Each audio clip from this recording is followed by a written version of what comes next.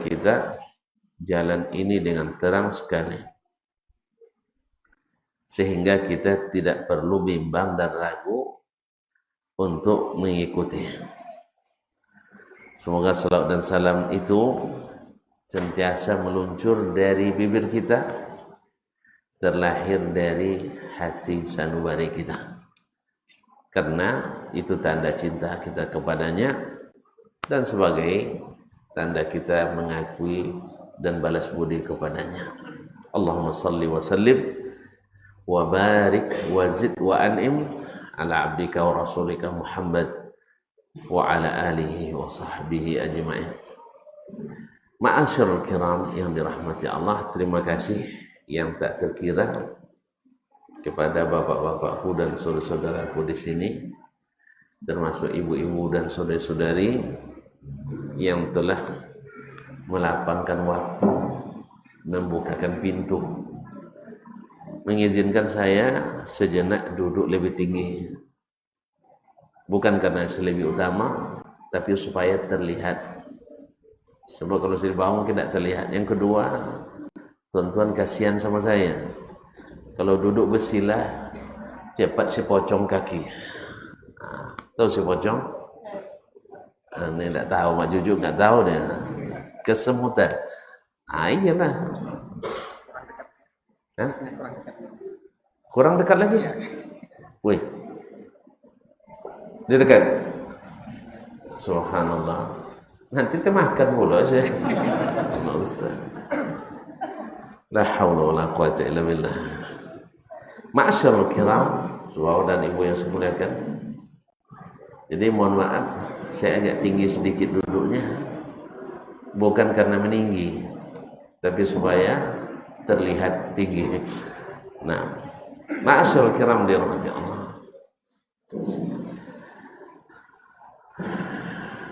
Apa judul tadi? Hah? Ada yang hafal judul? Hah? Sirah Nabawiyah. Wih, panjang sih. Sejarah 63 tahun. Masya Allah, tabarakallah. Kaum muslimin dan muslimat dirahmati Allah, kita sama-sama mengetahui bahwasanya kita sedang berjalan dalam keadaan musafir. Orang musafir bila tahu kemana tujuan yang akan dituju dan ada penunjuk jalan yang hafal dan berpengalaman, dijamin selamat sampai ke tujuan dengan persiapan, perbekalan dan perlengkapan yang sangat-sangat maksimal. Pasti akan merasa tentram dan nyaman dalam perjalanan. Ma'asyarul kiram dirahmati Allah. Oleh itu Allah Subhanahu wa ta'ala mengirimkan para nabi dan rasul membawa pedoman yang harus diikuti dalam perjalanan ini supaya tidak tersesat dan menyimpang dari jalan. Oleh itu, ketika Nabi alaihissalatu wassalam dulu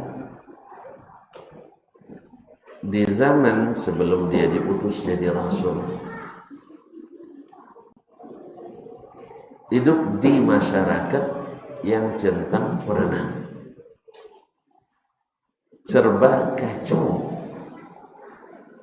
serba berselisih dan bermusuhan. Akibat apa? Tidak ada buku pedoman dan tidak ada yang bisa dijadikan teladan dan ikutan. Masing-masing hanya mengandalkan pikiran dan perasaan. Tentu tak akan mungkin semua orang satu pikiran, satu perasaan. Mungkin satu pikiran, satu perasaan? Tak mungkin. Kalau bahasa pepatah orang Siko, kapalun sama hitam isi di dalam hindak jolin. Isi di dalam pasti berbeda. Oleh sebab itu, di saat semua agama berdasarkan pikiran dan perasaan, maka akan semakin banyak perbedaan-perbedaan.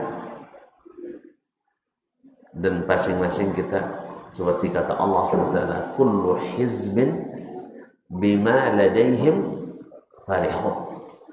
Setiap golongan pasti bangga dengan apa yang ada pada dirinya. Itulah yang dulu di zaman jahiliyah.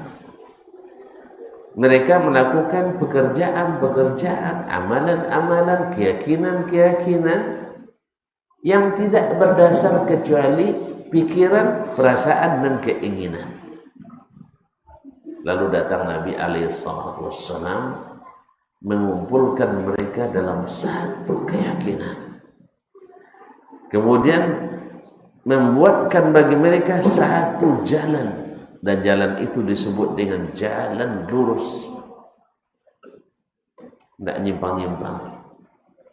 Bapak dan Ibu, mana yang lebih senang, jalan lurus atau jalan menyimpang? Sebab kalau banyak simpang, mesti bingung di setiap simpang. Setiap ada simpang, tonton pasti akan bingung, ini udah belok atau belum? Orang banyak kesasar di jalan bersimpang atau jalan lurus? Jalan bersimpang. Makanya Allah jadikan jalan Nabi itu, jalan menuju bahagia itu, jalan menuju surga itu, jalan menuju destinasi setiap insan itu, jalan yang menyampaikan kita pada visi kehidupan itu, jalannya lurus. Kalau sudah jalan tol, ya, penumpang senang dan mudah tertidur. Betul?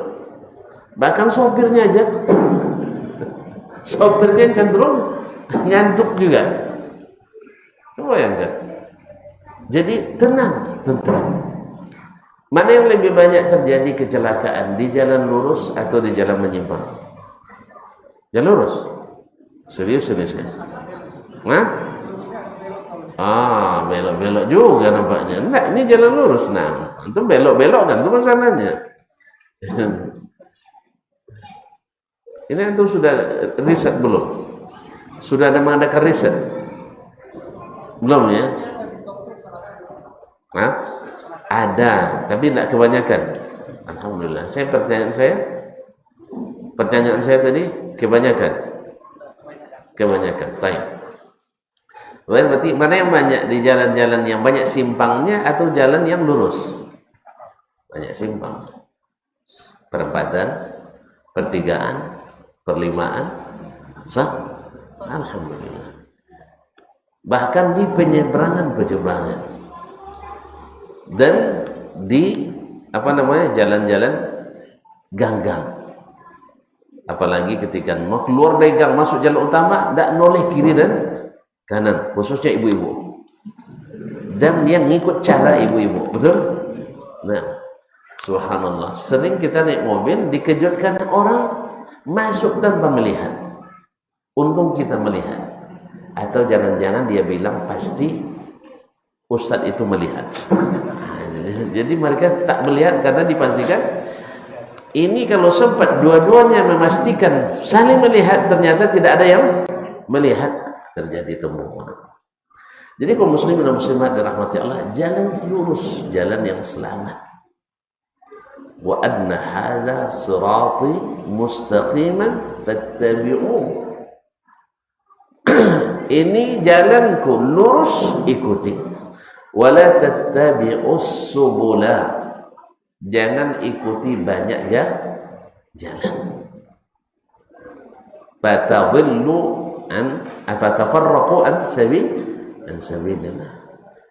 Kalau kalian ikut jalan banyak, nanti kalian bercerai-berai, terpisah-pisah dari jalan Allah. Makanya jangan suka menyimpang. Antum suka buat penyimpangan? Hah? Orang yang suka menyimpang ahli penyimpangan. Orang yang lurus jalannya adalah orang yang lurus akalnya. Oleh itu kaum muslimin dan muslimat dirahmati Allah, di saat mereka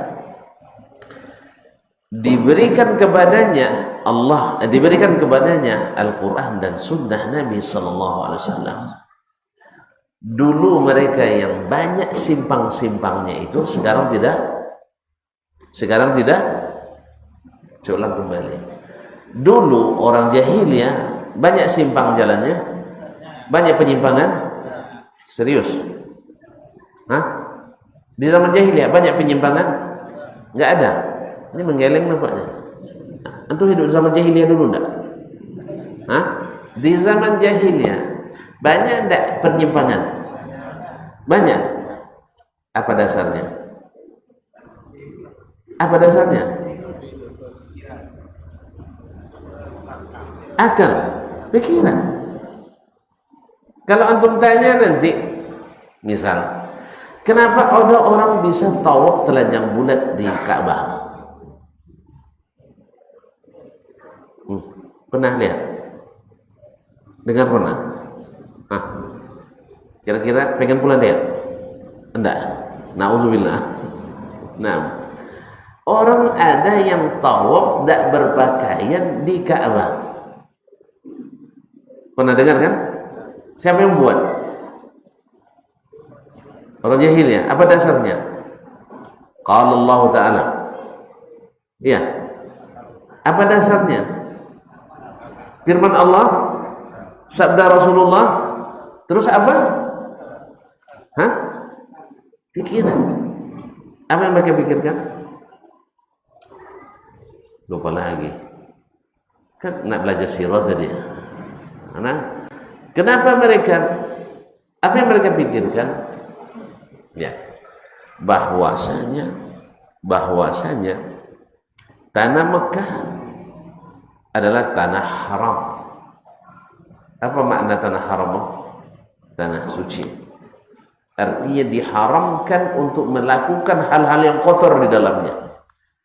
Maka disebut tanah haram. Zalim kotor, fasik kotor,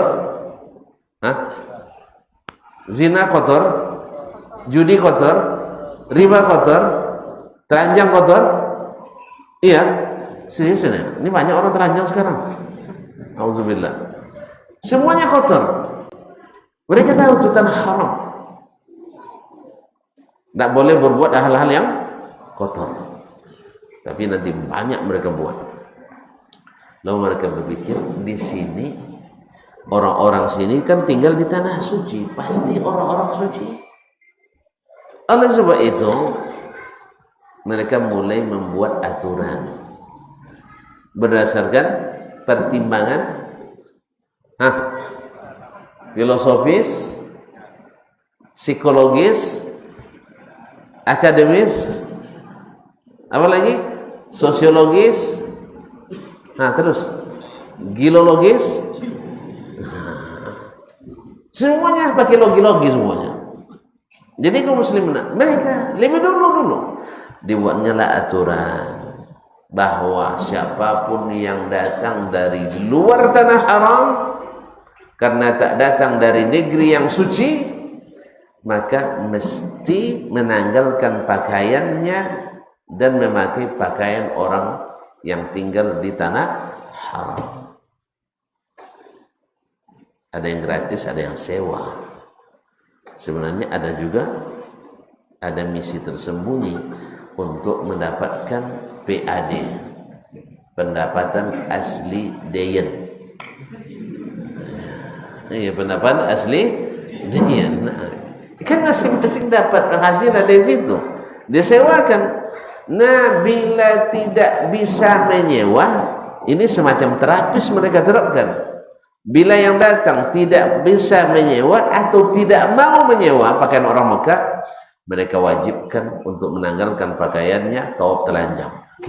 Awalnya berat, ya awalnya berat, tapi setelah ramai akhirnya jadi setelah ramai jadi hilang bisa, nggak tahu, hilang bisa karena biasa. Akhirnya ramai yang tawaf dalam keadaan telanjang. Akibat itu ada firman Allah yang nyuruh, ada firman Allah yang nyuruh begitu tawaf telanjang, ada yang nyuruh enggak, ada Rasul yang suruh tidak, semua dari pikiran dan perasaan mereka. Ada lagi, tadi kan antum bilang zina kotor kan, zina kotor kan di zaman jahiliyah. Hah? Di zaman jahiliyah terhitung kotor apa tidak? Itu enggak, kemarin enggak boleh Nabi ya. Betul lah. Zina di mata orang jahiliyah sendiri sebenarnya juga tidak baik. Tapi ada pikiran lagi bagi yang punya hobi dan punya sensasi. Ini kan hak asasi. Hak asasi. Daripada mereka sembunyi-sembunyi, lebih baik diperjuangkan hak asasinya. Akhirnya dibuatlah legalitas hukum, rapat di DPRD Darun Nadwa, ya sama, ya perwakilan setiap suku. Kalau sekarang perwakilan setiap partai. Nah, kalau setiap partai, lalu gollah berkat lobby sana sini, gollah undang-undang LGBT, undang-undang jahiliyah tentang perzinahan. Maka siapa di antara PSK, apa itu PSK? Tidak ada di sini ya, alhamdulillah. Yang ingin resmi wajib mengibarkan bendera di depan rumahnya. Wajib mengibarkan bendera. Bendera apa? Bendera zina. Nah, artinya ini resmi dilindungi oleh Satpol. Karena ini resmi, sudah undang-undang di waktu itu. La haula wala quwwata illa billah. Padahal mereka sendiri tahu bahwa yang nikah suci, yang zina kotor. Tahu mereka. Subhanallah. Tapi untuk melegalkan itu dibuat undang-undangnya. Sekarang orang dah mulai pula nak kembalikan jahiliyah ini dengan membuat undang-undang LG. Masya Allah, lebih dahsyat dari jahiliyah dulu. Padahal mereka semua tahu bahwasanya mereka ada orang punya kelainan, orang-orang yang sakit, orang-orang yang merusak. Tahu mereka. Tapi apa boleh buat? Ini ada tekanan dan tuntutan daripada segelintir orang yang sakit, sehingga menurut pikiran yang sakit pula mereka harus diperjuangkan haknya. Padahal sebenarnya kalau kita mengikut kepada aturan ilahi, yang seperti ini harus dihilangkan, sebab dia penyakit yang luar biasa, mengundang kutukan Allah Tabaraka wa Ta'ala. Disitulah akhirnya datang Nabi SAW, ya, karena memang jahiliyah itu selalu datang bila tidak ada ilmu. Jahiliyah itu selalu timbul bila kurang ilmu. Datanglah Nabi SAW membawa cahaya Al-Quran nur, cahaya hidayah. Al-Quran itu petunjuk, hudal linnas wa bayyinatin minal huda wal furqan, sehingga akhirnya mereka bisa membedakan mana yang hak, mana yang batil, mana yang bersih, mana yang kotor, mana yang jahiliyah, mana yang berkemajuan, mana yang mengawak ke neraka, mana yang membawa ke surga, mana jalan yang lurus, mana jalan penyimpangan. Ma'asyiral kiram dirahmati Allah SWT. Dah jelas itu? Dah jelas? Dah jelas kita tutup? Hah? Kan dah jelas kan? Kita tutup aja kalau gitu, kaum muslimin. Jadi Nabi SAW di saat mereka dulu dalam perpecahan akibat berbeda pikiran, kan masing-masing punya pikiran, sampai-sampai mereka menyekutukan Allah gara-gara pikiran dan perasaan. Makanya kaum muslimin, kalau ketum tanya sekarang, golongan-golongan yang menyimpang dalam Islam, orang Islam tapi menyimpang, dalilnya apa nanti? Dalil aliran menyimpang, apa dalilnya? Atau tak pernah nengok simpang? Hah? Tak pernah nengok simpang? Pernah menyimpang? Nanti silakan. Terus gimana kau bisa selamat tentu? Hah? Udah bertobat? Alhamdulillah. Saya pernah juga menyimpang akhir. Tengok jalan di depan ada mobil yang atau bus yang macet menutup jalan. Akhirnya kita harus balik belakang. Nampak jalan masuk ke kiri ada aspalnya. Padahal kalau saya ikut jalan lurus memang agak jauh tetapi selamat. Akhirnya melihat ada jalan menyimpang, saya pun ikut menyimpang. Ya, karena tertarik dengan itu. Sebab kalau lurus ini kan begini nih, nanti belok lagi sini, baru balik lagi sini. Paham?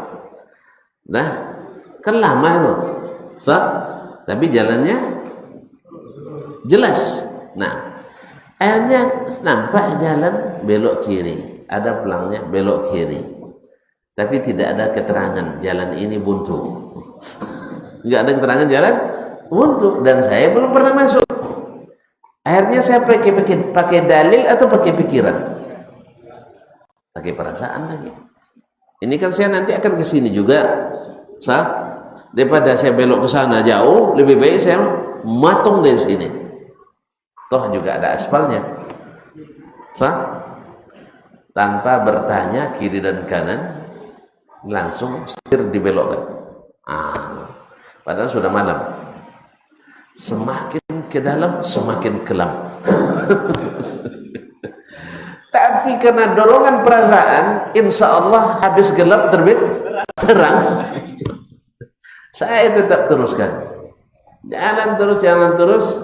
Tapi perasaannya mudah-mudahan habis gelap terbit terang. Sama dengan perasaan kaum orang-orang yang menyimpang hari ini.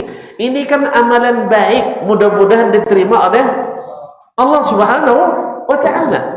Masa memuliakan seorang ulama, seorang wali, Allah marahi kita.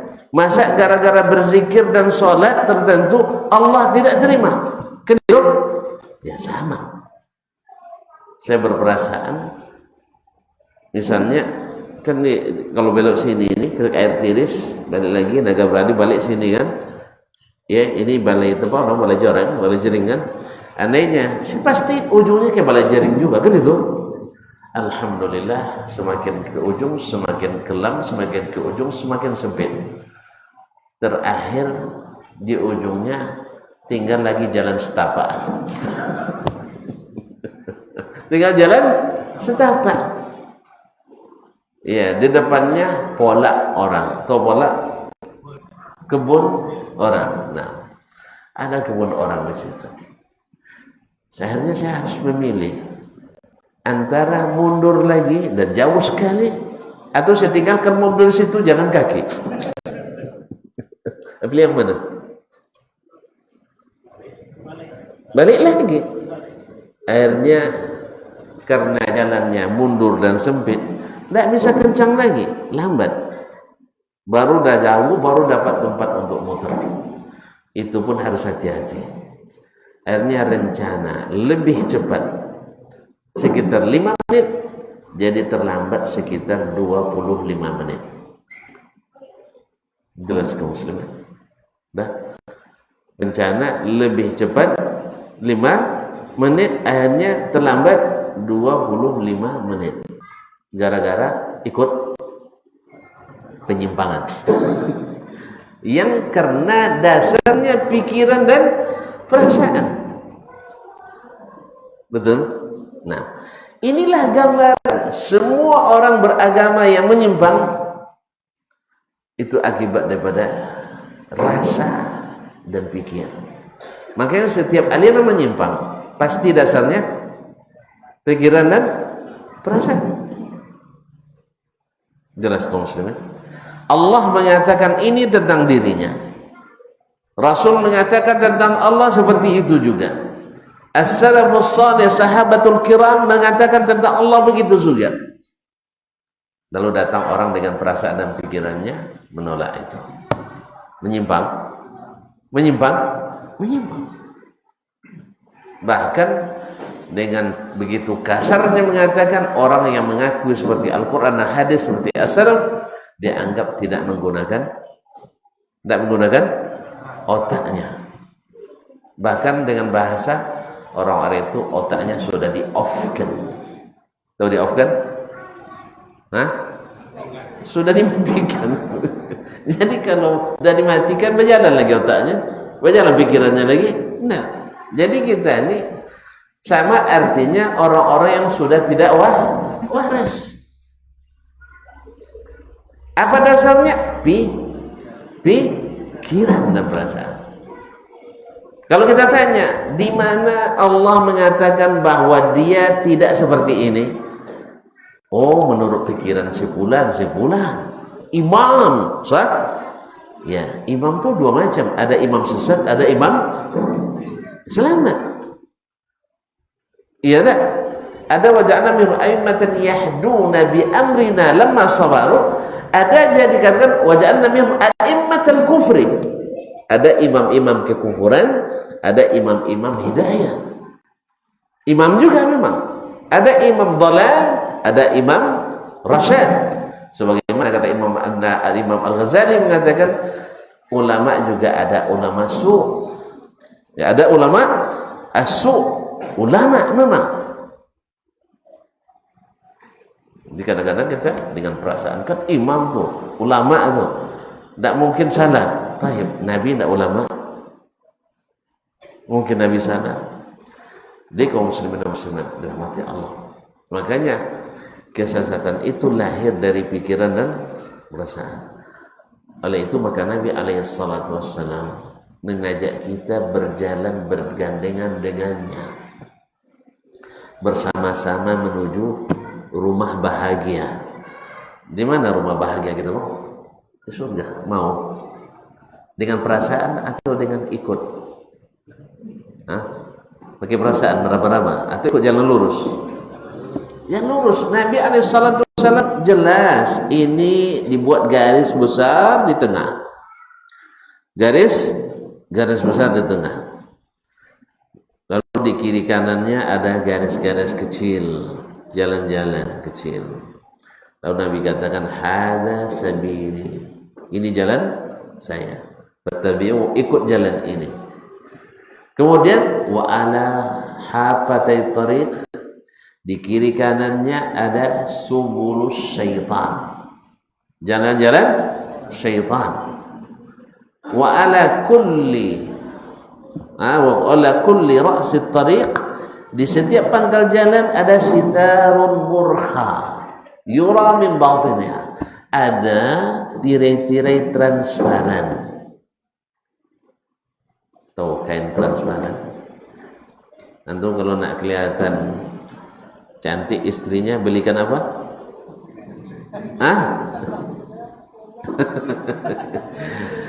Jadi memang syaitan itu pandai dia. Jadi di jalan syaitan itu ada tirai-tirai transparan, agak-agak terlihat. Terdengar pula di sedalam itu cekikikan dan sebagainya. La haula wala quwata illa billah. Akhirnya orang yang menoleh, maka Nabi larang, jangan menoleh, jangan dibuka sitarnya. Nanti kalian kalau kalian buka pasti ingin masuk. Pasti ingin masuk. Ini nasihat Nabi, bukan nasihat ulama lagi, nasihat Nabi. Jangan tengok-tengok. Jangan ngintip. Awalnya tak ada keinginan, akhirnya ditarik orang ke dalam atau dijingkang sama syaitan sehingga kita masuk ke dalam. Oleh itu kaum muslimin semua, Nabi katakan wahadi subulus syaitan, ini jalan-jalan syaitan. Oleh sebab itu kaum muslimin dan muslimat, orang yang sudah meyakini bahwasanya jalan Nabi itu selamat dan jalan-jalan yang banyak selain jalan Nabi itu tidak selamat, dia akan nyaman berjalan. Nak kecepatan berapapun, walaupun kecepatannya rendah, tetapi dia nyaman. Apalagi yang punya kecepatan tinggi, ya, yang punya kecepatan tinggi. Kadang-kadang tabrak orang di depan dia. Iya, karena banyak kalangan kita ini, dia karena sudah berada di jalan lurus langsung gaspol, ya, tanpa mengindahkan kecepatan 102 km per jam. Dibuatnya 240 km per jam. Akhirnya kawan di depan tidak ngasih jalan, ditabraknya. Ada enggak kita macam itu? Ada enggak? Nya sama-sama udah ngajinya, tapi dijingkang kawan di belakang. Ada ang lambat wanaunya, lambat sekali katanya. Jelas. Kadang-kadang kawan nak berlengah-lengah sedikit, ya kan, nengok pemandangan baru, jalan tol baru kan baru haji kan, jadi nengok juga dia. Azab kena klakson, Ada mana? Ada. Kadang-kadang sampai di sana tidak disapa semua kawan. Wah, tadi yang hadir lah, duduk orang di situ katanya kan, berkawan. La haula wala quwata illa billah. Itu ada. Tapi yang ini tidak lebih parah dari orang yang menyimpang. Artinya berada di jalan benar, jalan lurus, kadang-kadang lambat jalannya, macet mesinnya, atau kadang tidur pula dia tepi jalan tuh. Padahal dilarang berhenti sebenarnya. Itu akan terjadi, ya, atau terlalu kencang di tempat yang tak boleh, kecepatan tinggi. Ada. Ya, kalau di zaman Nabi dulu ada Nabi yang tukang pimpinnya. Di zaman ini, ya, banyak juga orang yang sudah ngaji egonya lebih tinggi daripada kajinya. Ada enggak? Ya, orang yang sudah ngaji pun egonya lebih tinggi daripada kaji, sehingga tidak bisa menerima kekurangan orang, apalagi kelebihan.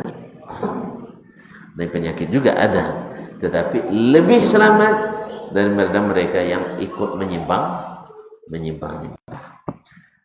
Jelas ya? Sudah jelas, sudah 2 kali ini kita tutup lagi. Nah, kaum muslimin dan muslimat rahmati Allah. Nah, tentu saja tidak ada yang senyaman berjalan dengan Nabi alaihi salatu wasallam. Apa sebab? Antum nak bertanya tentang keikhlasan dalam berbuat, tidak ada yang seikhlas Nabi sallallahu alaihi wasallam. Kalau antum nak bertanya tentang ilmu, tidak ada yang sesempurna ilmu Nabi alaihi salatu wassalam.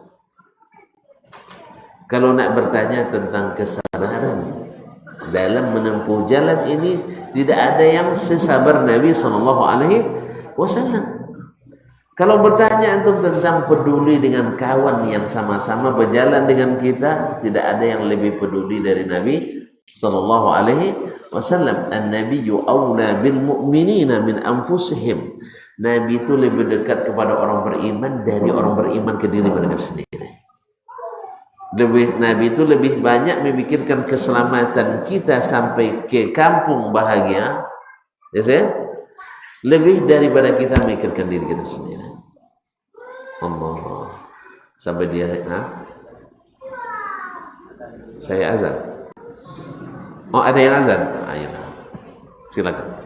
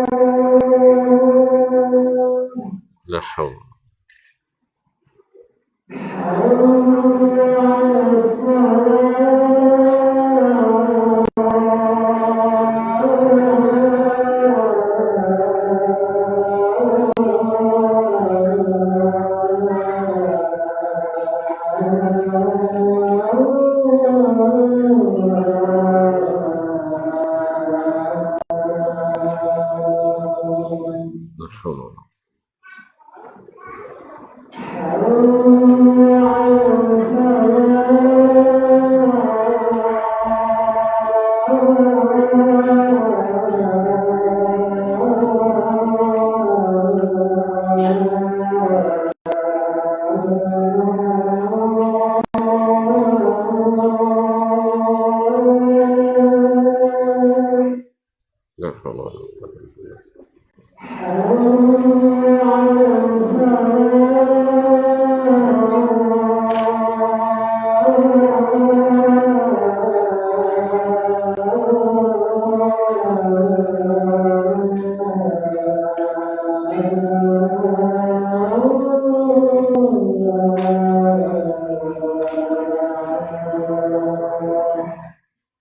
Nafallah.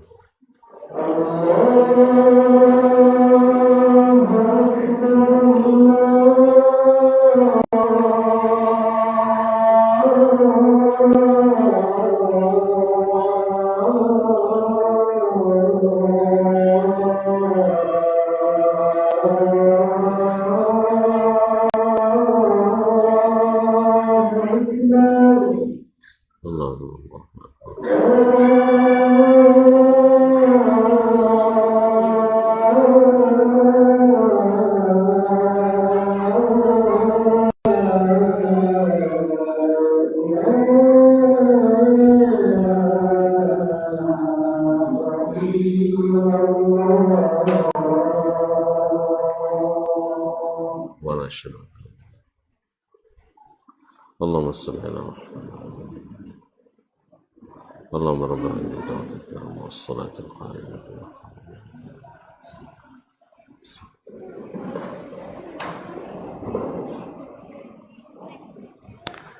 Ma'asyiral kiram, Bapak dan Ibu-ibu, saudara yang muliakan, itulah Nabi SAW mengingatkan kita untuk taat dan mengikut kepadanya. Karena dengan itulah dulu mereka yang bercerai-berai, yang berkeping-keping, terpecah-pecah dan terbelah-belah itu disatukan menjadi umat yang berikat, umat yang dekat hati dan jasadnya. Jadi kalau mereka bersalaman, lebih dulu hatinya bersalaman dari tangannya. Hari ini betapa kita kaum muslimin tangannya bersalaman, bahkan cipika-cipiki, tapi hati di dalam kadang-kadang lebih geram dari harimau yang nak menerkam. Apa sebab? Tadi karena taatnya kita kepada Allah dan Rasul sallallahu alaihi wasallam menurut versi yang berbeda-beda. Ada versi Al-Quran dan Sunnah menurut pemahaman as-salafus salih, ada yang versinya pikiran dan perasaan lagi. Jadi menafsirkan Al-Quran dan hadis bukan dengan yang mengajarkan Al-Quran dan hadis, tetapi dengan pikiran dan perasaan. Oleh itulah Nabi SAW melarang umatnya menafsirkan Al-Quran dengan pikiran, menafsirkan Al-Quran dengan sekedar perasaan, tetapi menafsirkan Al-Quran dengan ilmu, dan ilmu itu sudah diajarkan oleh baginda Nabi SAW. Oleh itu maka dakwah kita, seruan kita mengembalikan umat ke jalur yang lurus ini semuanya, walaupun jalannya lambat tidak ada masalah, tapi jangan banyak berpaling kiri dan kanan, apalagi menyingkap tirai yang transparan. Jangan berhenti di pintu-pintu itu, apalagi kalau masuk ke dalamnya. Semakin ke dalam semakin kelam dan jalannya semakin sempit. Antum kalau sudah di ujung diikuti ramai-ramai di belakang, maju kena, mundur tak bisa. Dia mundur tak bisa. Akhirnya buat keputusan, mudah-mudahan nanti ada bantuan penyelamatan. Itu lagi keluar tak bisa. Akhirnya berharap sama Allah, Allah Maha Pengasih, Maha Penyayang. Itu dalilnya. Allah Maha Pengasih, Maha Penyayang.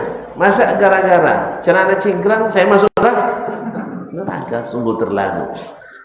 Kaum muslimin dan muslimat dirahmati Allah Subhanahu wa taala. Ya, masa gara-gara cukur jenggot saya masuk neraka? Akhirnya jadi kaum muslimin dan muslimat, akhirnya semuanya sebab pikiran. Di mana ketaatan? Di mana kesetiaan? Di mana menjadikan Nabi sebagai teladan dan ikutan? Kenapa ini saya katakan? Tidak sedikit saya temukan di lapangan para kaum terpelajar, bukan orang biasa. Makanya kadang-kadang kaum terpelajar kalau salah ajar, seperti kata Rasyan Anwar, salah asuhan, kadang-kadang sekolah tidak jarang juga merusak. Apa sebab? Sebab yang diberikan tidak yang benar, tetapi yang keliru dan salah serta menyimpang. Ustaz, apakah kita harus mengikut Nabi dalam segala hal? Atau dengan kata lain, apakah semua yang dilakukan Nabi mesti kita ikuti? Saya bilang iya. Berarti istri 9, kita istri 9 juga Ustaz katanya. Langsung ke istri 9.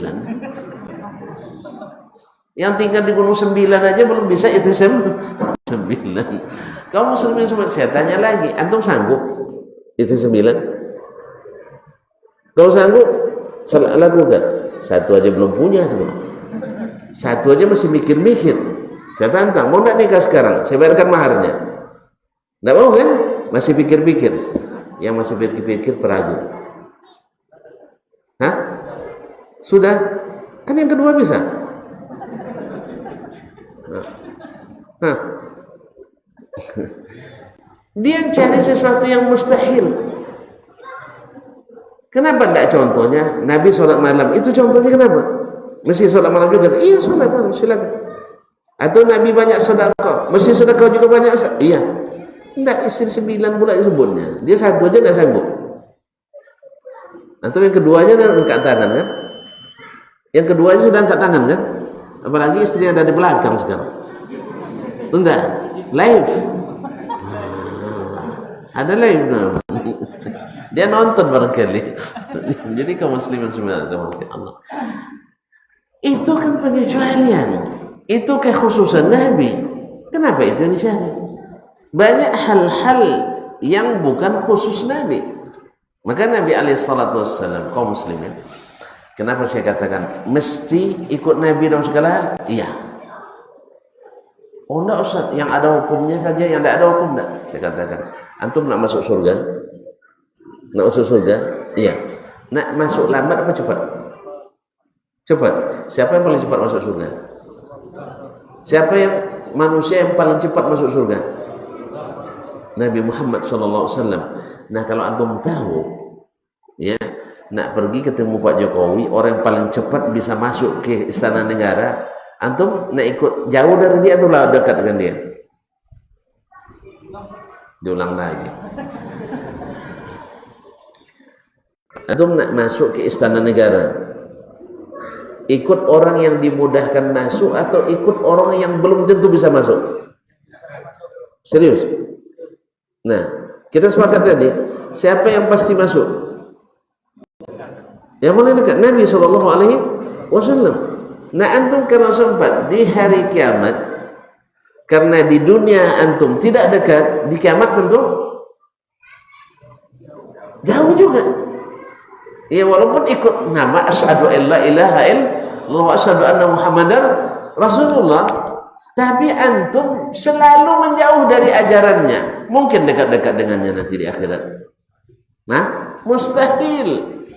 Apalagi antum mengambil jalan penyimpangan tadi. Masuk jalur Mu'tazilah, masuk pula dikit. Ya. Jalur Jahmiyah ikut pula dikit. Jalur Khawarij tertarik pula sedikit. Jalur Murji'ah masuk dalam pikirannya. Syiah disanjung-sanjung pula. Sufi dan sebagainya. Akhirnya antum nanti sibuk menyelesaikan perkara dengan mereka. Nabi dah lewat. Nabi dah masuk, antum sibuk berperkara. Sebab semakin banyak antum masuk menyimpang, semakin azab dihisab nanti di akhirat. Panggil satu-satu, satu-satu kita dipanggil. Saya tidak tahu urutannya seperti apa nanti, apakah pakai huruf abjad? Ya, kalau huruf abjad saya agak lebih duluan dari antum dipanggil. Atau Z terakhir. Tapi yang paling dimudahkan itu adalah orang yang semakin dekat dengan jalan yang Allah gariskan. Makanya berbahagialah antum bila dekat dengan Nabi SAW. Caranya gimana? Jadikan Nabi sebagai teladan terbaik. Laqad kana lakum fi Rasulillah uswatun hasanah. Allah yang merekomendasikannya. Ada pengecualian? Ada pengecualian, kalian tidak boleh ikut Nabi kecuali yang wajib-wajib saja, yang sunat-sunat tidak usah ikut. Kalian yang hanya ada hukum syar'i saja. Kalau masalah adat istiadat Nabi tidak perlu kalian ikut, ada dalilnya. Tidak ada. Hanya lagi masuk lagi pikiran dan perasaan. Karena bahasanya wa ma atakumur rasulu fakhuzuh. Kan sebagai rasul dia bawa hukum katanya. Ya, dia sebagai rasul bawa din al-huda wa dinil haq. Wallazi arsala rasulahu bil huda wa dinil haq. Apa al-huda? Al-ilm an-nafi'. Segala yang keluar dari mulut Nabi itu ilmu nafi'. Wa dinil haq al-amalus salih, amal yang salih. Sehingga patutnya Nabi itu dijadikan sebagai contoh terbaik di bidang apapun. Karena saya ingin masuk surga cepat, saya usahakan dekat-dekat. Gimana tuh bisa dekat? Tentu langkahnya diikuti. Di mana dia berhenti, kita berhenti. Di mana dia tegak, kita tegak. Di mana dia menoleh, kita menoleh. Dan seterusnya. Berarti Nabi memang harus diikuti semuanya. Kecuali istri. Istri 9 tadi. Kan khusus Nabi, antum 2 saja sudah angkat tangan. Jangan cerita besar pula. Kan antum kan teman yang sana. Yang penakut kita kan semua penakut nih, iya kan, termasuk saya menyemangati aja bisanya. Jadi kok contohnya langsung kok istri 9, sih aneh aja gitu, kemana-mana pikirannya. Bukankah makan tangan kanan, ya, bagi yang mengatakan tidak wajib, antum tak ikuti Nabi? Padahal Nabi bilang makan tangan kiri syaitan. Bismillah makan wajib sunat.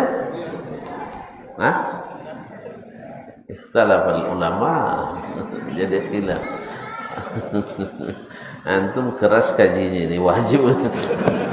Nah, sunnah. Artinya kalau antum lupa baca bismillah berdosa? Enggak. Kan itu wajib. Kalau gitu saya tidak baca bismillah aja. Ingat, yang tidak baca bismillah syaitan ikut makan dengannya. Berarti antum nanti kalau baca bismillah dekat Nabi, tidak baca bismillah dekat syaitan. Pilih aja. Jelas kaum muslimin.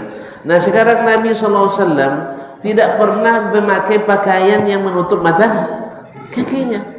Terus, nah syaitan selalu memakai pakaian menutup mata. Sekarang antum, gara-gara menurut antum tidak wajib untuk cingkrang, lalu antum melakukan isbal, sah? Karena tidak wajib. Nah sekarang kalau antum cingkrang dekat Nabi, kalau cingkrang, kalau apa isbal dekat syaitan, antum pilih dekat yang mana? Ini konsekuensi kaum muslimin. Makanya siapa yang tidak berbahagia dekat dengan Nabi di dunia, dia khawatirkan tak akan berbahagia dekat Nabi di akhirat. Karena ikrar asyhadu anna Muhammadar Rasulullah tidak bermanfaat sampai membenarkan apa yang dia beritakan, sampai mentaati apa yang dia perintahkan, sampai menjauhi apa yang dia larang, dan tidak beribadah kepada Allah kecuali yang dia contohkan atau dia perintahkan. Jelas? Nah, ada 3 kali jelasnya. Nah, oleh sebab itu berbahagialah berjalan menuju rumah bahagia bersama Rasulullah Sallallahu Alaihi Wasallam. Sahabat sering duduk-duduk bersama semasa Islam di Madinah. Mereka bersenda gurau, ya, bersenda gurau mengingat masa-masa jahiliyah dulu. Kan kita juga dulu, coba ingat masa-masa jahiliyah kita dulu. Sedih kita dibuatnya kan. Iya, naik pentas lompat-loncat. Ngapain loncat-loncat? Orang main bola gol, kita yang rusak pintu rumah kita. Padahal apa yang kita dapat setelah menang nanti? Menang saja Maroko misalnya, Beli rokok aja kita terpaksa ngutang habis itu. Misal gitu. Menang siapa yang main? Saya tidak tahu ya. Siapa main sekarang? Menang Argentina. Utang kita tambah banyak. Ada untungnya. Justru pekerjaan kita yang terbengkalai. Oleh sebab itu, tapi ketika kita sudah dapat hidayah ini, Ustaz ya, ternyata lezatnya duduk di rumah Allah ini. Sebab setiap detiknya bermanfaat, tertulis berlipat-lipat. Duduk di nobar itu,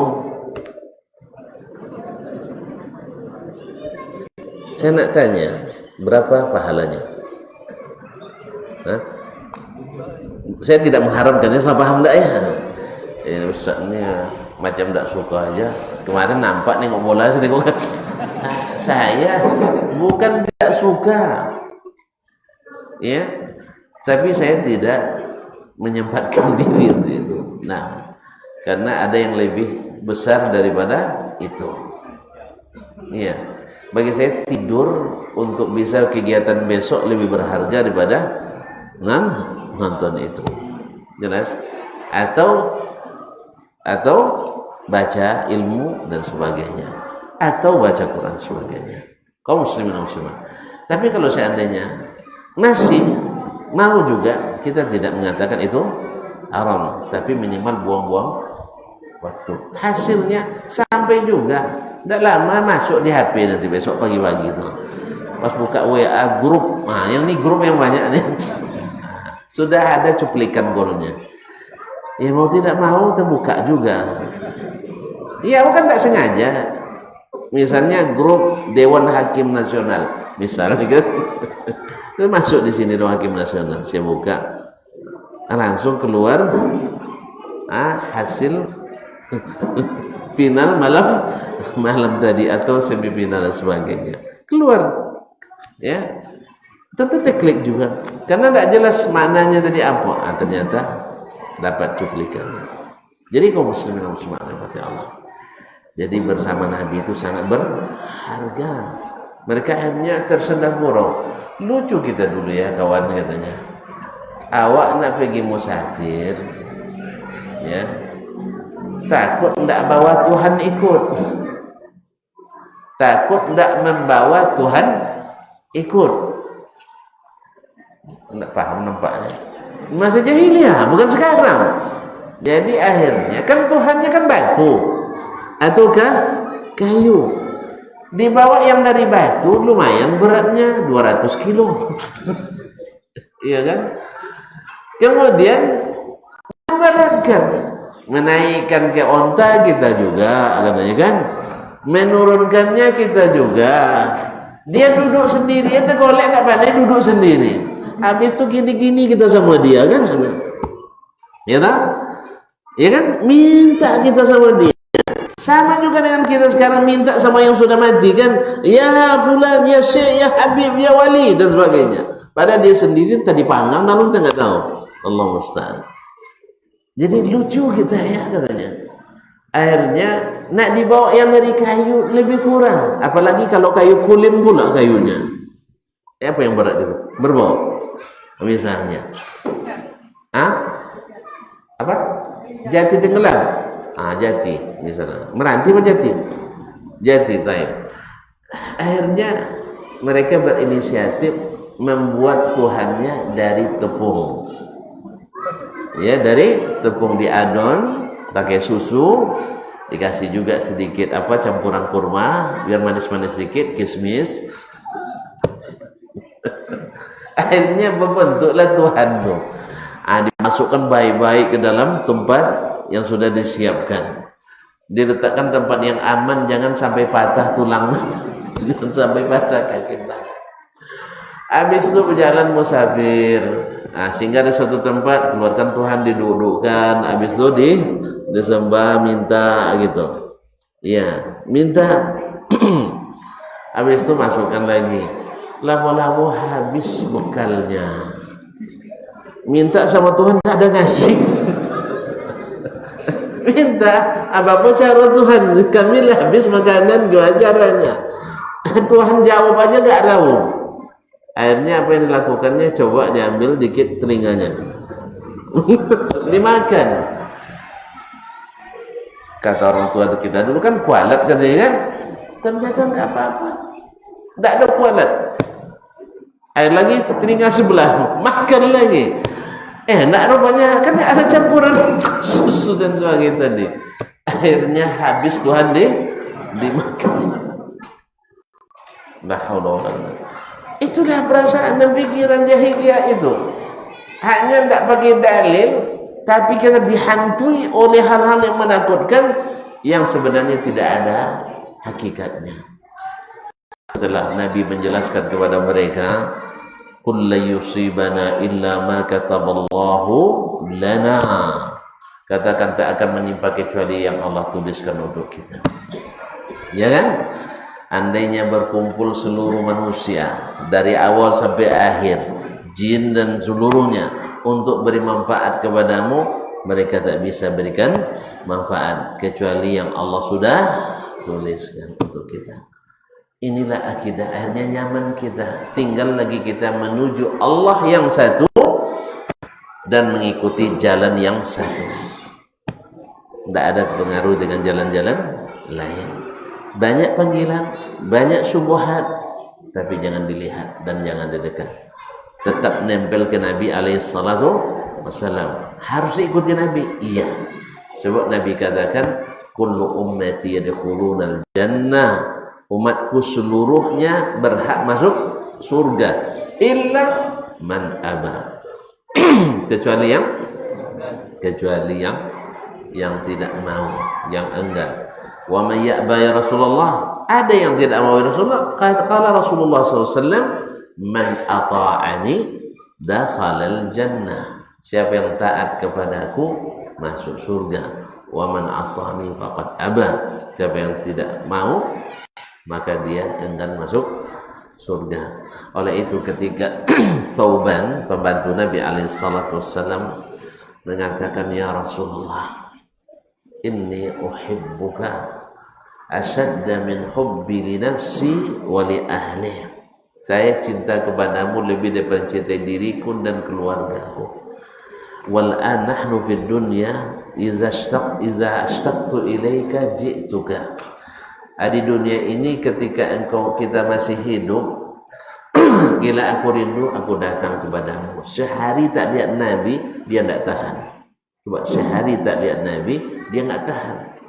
Awak sejak berdiri masjid ini baru kali ini tidak lihat Ustaz Dasman lagi. Betul-betul terlalu. Sungguh masjid kan? Iya, sungguh terlalu. Tidak apa-apa. Sejak peresmian, dulu kan kita peresmian di sini kan, masya Allah. Kaum muslimin dan muslimat dirahmati Allah SWT.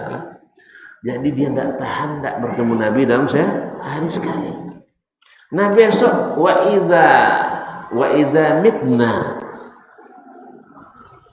wa dakhalna jannah, ketika mati dan kita masuk surga, fa makanuka a'la, tentu tempat engkau lebih tinggi.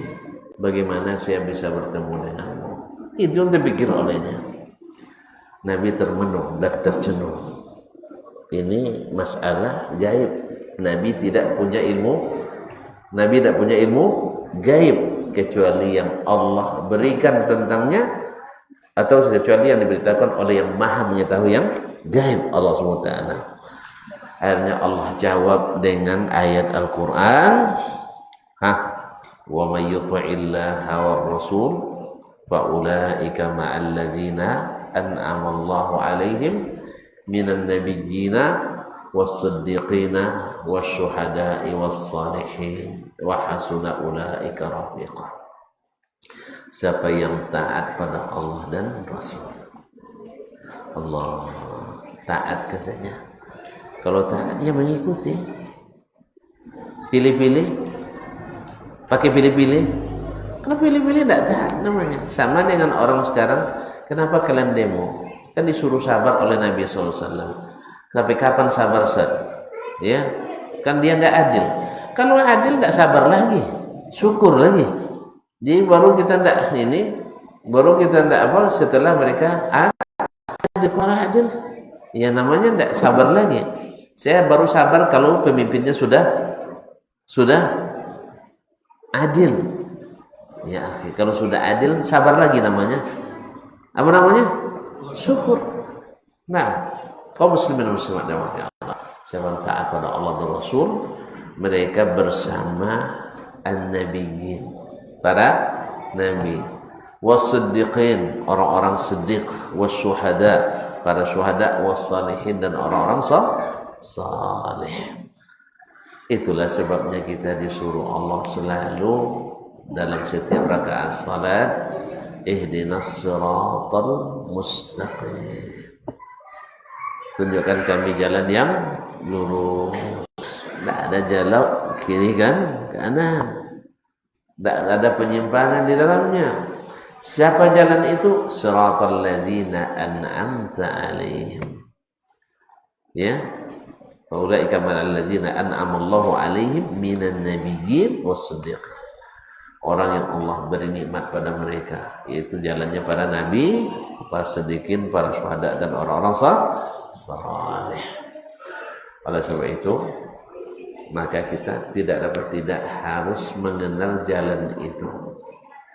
Belajarlah sirah Nabi seperti menghafal surat-surat Al-Quran. Belajarlah sunnah Nabi seperti menghafal Al-Quran. Tidak bisa kajian sekali setahun, apalagi sekali 10 tahun. Tidak bisa kajian sekali sebulan, karena sirah itu setiap hari. Makanya ketika Ahmad kemarin mengusulkan judul kisah harian Nabi, katanya mak lama tuh berapa hari itu? Jadi berapa hari? Makanya kita ambil simpul saja, bersama Nabi meniti jalan bahagia. Makanya tempel Nabi terus ya saya, tapi jaga jarak.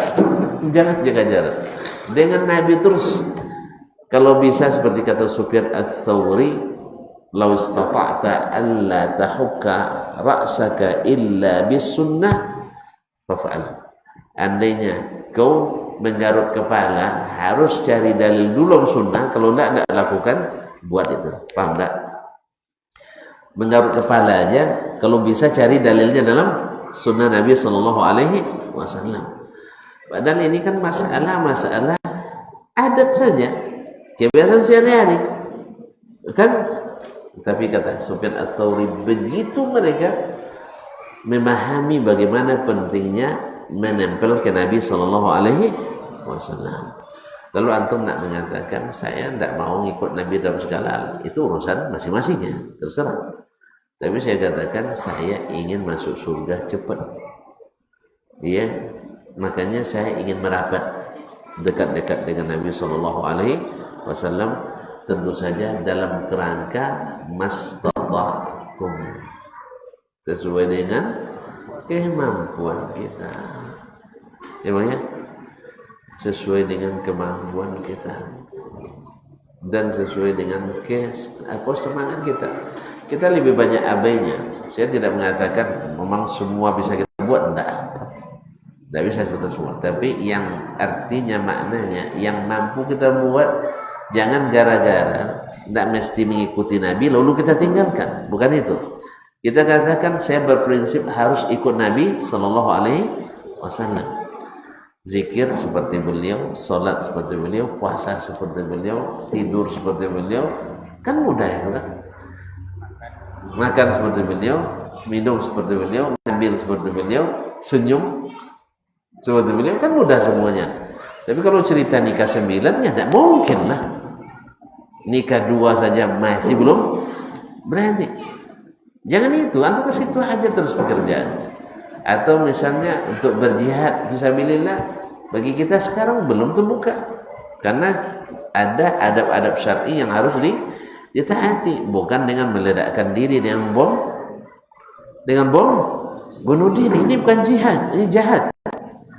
Ini jahat, bukan jihad. Jihad itu ada aturan syar'inya. Tidak boleh berjihad kecuali yang berilmu tentang jihad syar'i, kalau tidak merusak wajah Islam. Nasallallahu alaihi wasallam. Ma'asyiral kiram, sudah jelas yang keempat kali. Ya, sekarang tidak bisa kita kembali kapan waktu hari sudah penuh semua, hari sudah penuh semua, makanya sengaja saya lambat-lambatkan selesai biar tuan-tuan merasain, ya, sehingga besok enggak Ustaz Asman jangan lagi lama baru selesai, ya lama baru selesai, kalau gitu sekali 10 tahun jadilah. Wallahu ta'ala alam. Ada pertanyaan? Tapi resikonya jawabannya panjang, saya nak pandai jawab pendek-pendek. Tidak usah ya, tidak usah. Terima kasih. Waalaikumsalam warahmatullahi wabarakatuh.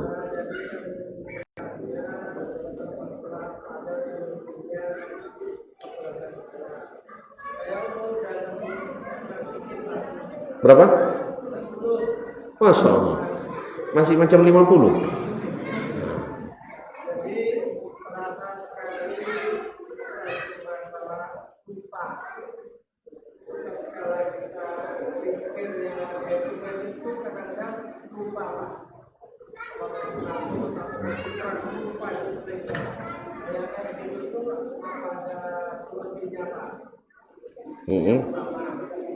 Yang kedua, beberapa tahun yang lalu saya mengambil buku, jadi ketika saya membaca yang jengkel, memarahkan itu, karena isinya itu yang nggak nyaman dan lupa.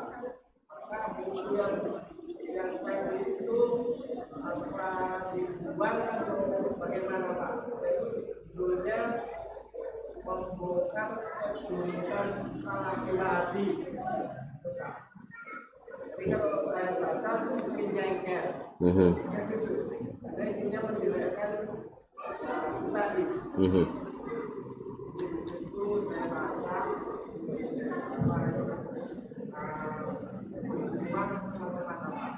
Baik. Saya kasihkan Bapak aja.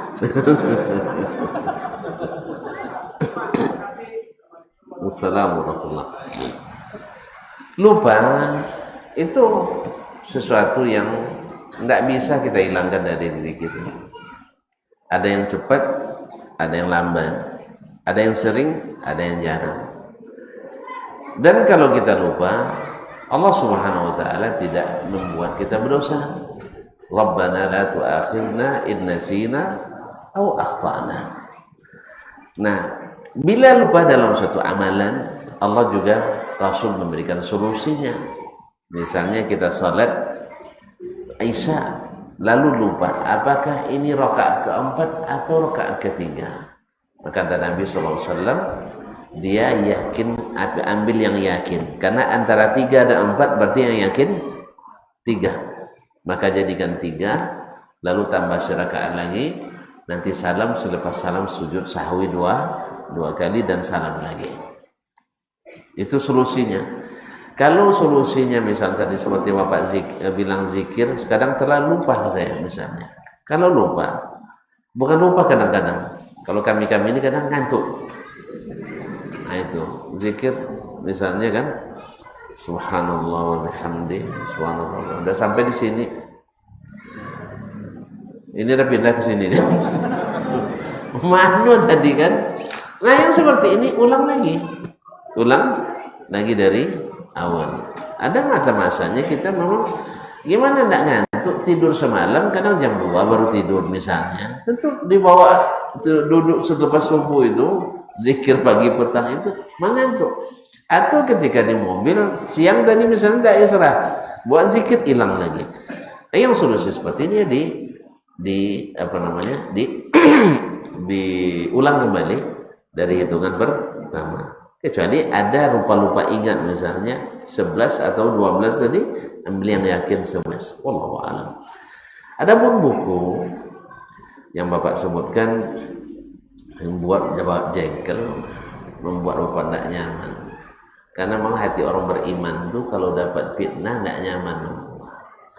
Orang beriman itu tidak nyaman. Oleh sebab itu Imam An-Nawawi rahimahullah pernah meminjam kitab Al-Qanun yang ditulis oleh Ibnu Sina.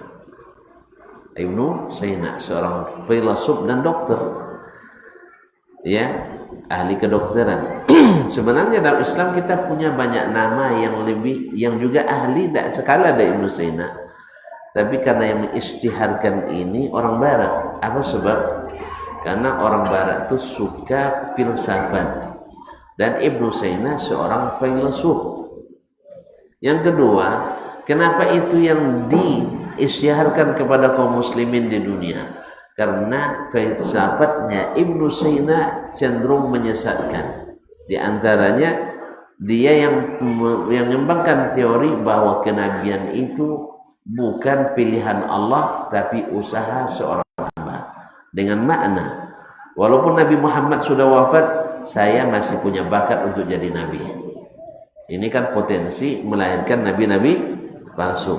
Itulah sebabnya orang barat gencar mengisytiharkan Ibnu Sina di antara para pemikir muslim, yang sebenarnya kita punya banyak yang lebih hebat daripada Ibnu Sina. Oleh sebab itu Imam Nawawi ketika pinjam kitab itu, beliau dengan sebut makanannya saya sangat terjahat, makanan saja kecuali yang orang tuanya di kota dia tidak mau makan karena banyak syubhat menurut beliau. Nah, seperti ini ada sedikit saja masalah terlihat dan pengaruh pada dirinya, dia merasa hafalannya kok berubah. Dicari-cari, dipikir-pikir apa dosa yang membuat ini. Tidak ada pula rasanya. Gimana dia? Dia antara pustaka dengan masjid dan rumah. Pustaka, masjid, rumah. Pustaka, masjid, rumah. Tidak ada ke pasar lah.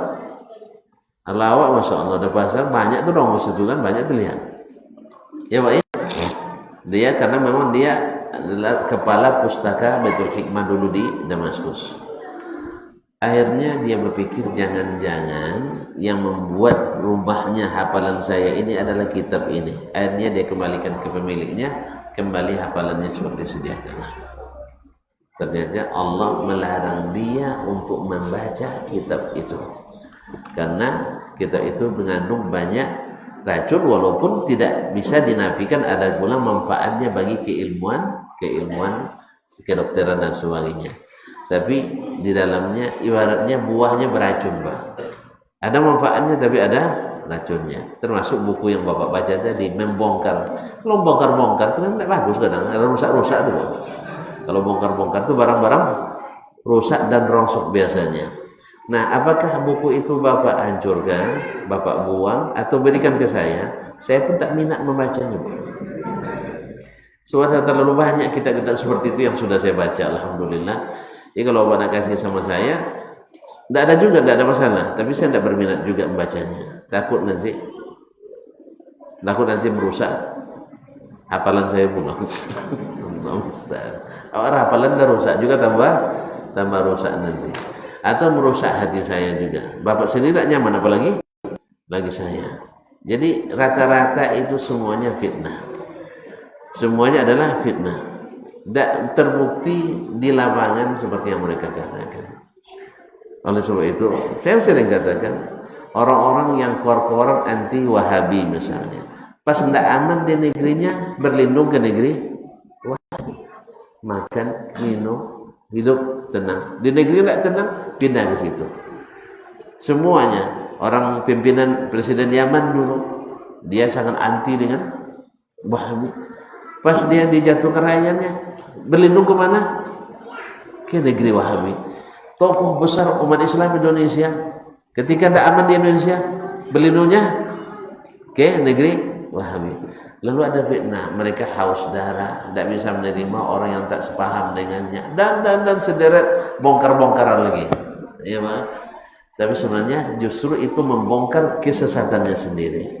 Sebab ketika ditabutkan orang, ada yang memfitnah juga kalau belajar akidah Wahabi nanti jadi zombie. Dia setiap apa saya cengengekan juga dia ke sampai di sana, tidak ada takut. Harusnya dia sendiri yang harus takut kan.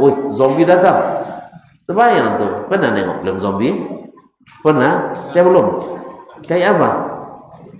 Ngeri ya. Terus ada jemaah haji ngeri kayak gitu, jamaah umroh kayak gitu, yang bilang itu sendiri, yang bohong itu sendiri, dia sering juga umroh, barangkali dia juga tak ketakutan sampai di sana. Allah musta'an.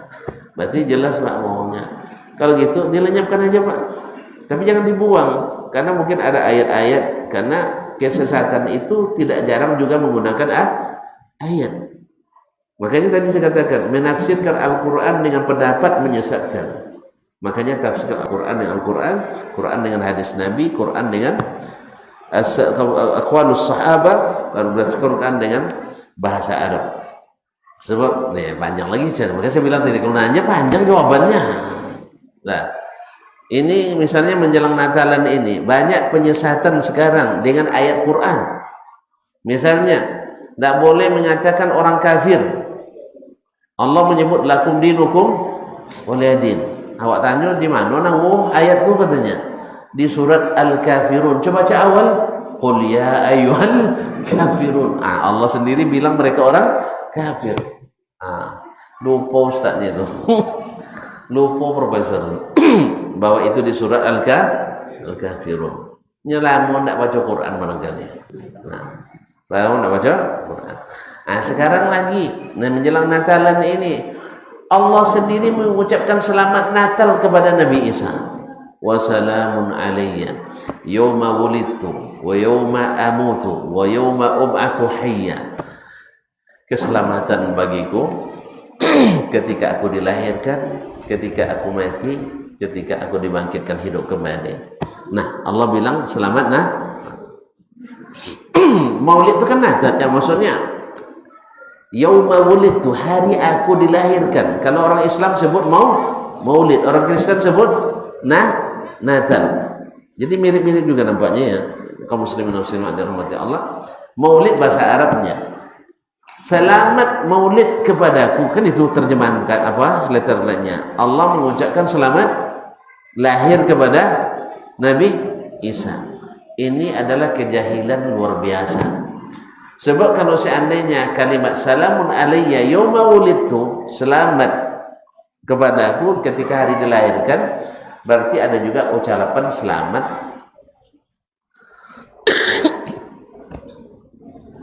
Dah mulai ngantuk tutur. Saya ulang kembali. Ayatnya berbunyi wa salamun alayya yawma wulidtu wa yawma amutu wa yawma ub'atsu hayya. Selamat kepadaku pada saat aku dilahirkan, pada hari aku dimatikan, dan pada hari aku dibangkitkan kembali. Di hari bila bangkit kembali? Hari ketujuh, hari kiamat. Gitu aja kok repot. Kaum muslimin muslimat dan Allah SWT, ini dijadikan oleh orang untuk menyesatkan umat Islam untuk ikut merayakan, ikut mengucapkan selamat Natal, karena Allah sendiri katanya mengucapkan selamat Natal kepada Nabi Isa. Ini ayat kan kepada Nabi Isa nih, ayat tentang Nabi Isa. Kalau maknanya selamat Natal sayang, berarti juga ada selamat mati. Paham tak? Sebab selamat bagiku ketika dilahirkan dan ketika aku mati. Jadi ada selamat mati, ada selamat lahir, gitu. Dan selamat berbangkit. Kaum muslimin dan muslimat dirahmati Allah. Ini orang bahasa Arabnya buka kamus, hendak paham akar-akar bahasa. Orang Arab kalau antum ketemu sakit nanti dikunjungi orang Arab, dia bilang selamat katanya. Bukan maknanya selamat sakit, dia salah paham. Orang Arab berkunjung ke orang sakit, dia bilang selamat. Jangan antum tersinggung pula. Awak sakit diucapkannya selamat katanya. Bukan selamat sakit maknanya, tapi adalah semoga engkau selamat dari sakit ini. Demikian juga dengan wassalamun alayya adalah keselamatan diberikan pada hari lahir, bukan ucapan selamatlah lahir dari Allah. Jelas? Kalau tidak jelas tambah lagi sejam kan Pak? Kita bahas. Udah Pak ya? Terima kasih. Wallahu ta'ala wa sallallahu ala nabiyyina Muhammad wa sallam. Wa subhanakallah bihamdik asyhadu an la ilaha illa anta astaghfiruka wa atubu ilaik. Wassalamualaikum warahmatullahi wabarakatuh.